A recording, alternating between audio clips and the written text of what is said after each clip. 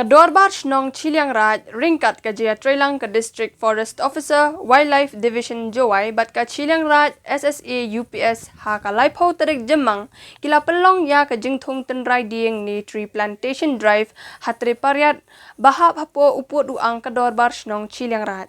Udamehi wad pede wahe shnong Chilliangraij ulakin tu ya ki pajba ban sumar penne pensa ya kamei maryang da ka Thung ya ki dieng kisit bat ban yada ya ki kiwa environment to gawa em kam do kata kata UTB kamu sendong urika da gipor neida wada jingle si yang gibru man no ga maryang naman ga jing tim yang ai pihi kini da naman ga kuwi naga man ineliang yang isya go man do kata go man persen bahai wa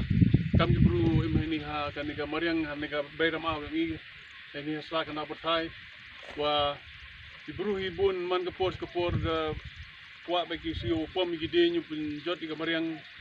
da kawi pen yo mem kata ke siang ki kata ka mindset yung ki go kamon wo preserve the environment na kapor ka wa lemba ka ni contribution yung go khen le man no ka wa da man ni ka kata ka won ka jing contribution ko wa I de jing le yung igam ni naman ka pen yo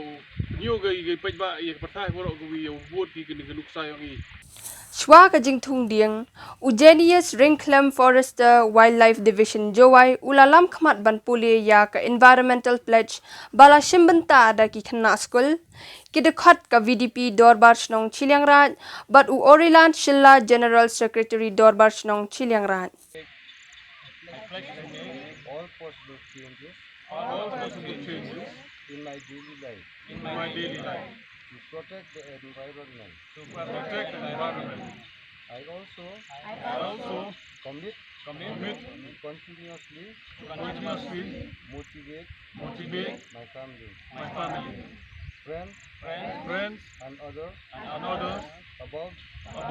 the importance of environmentally friendly habits.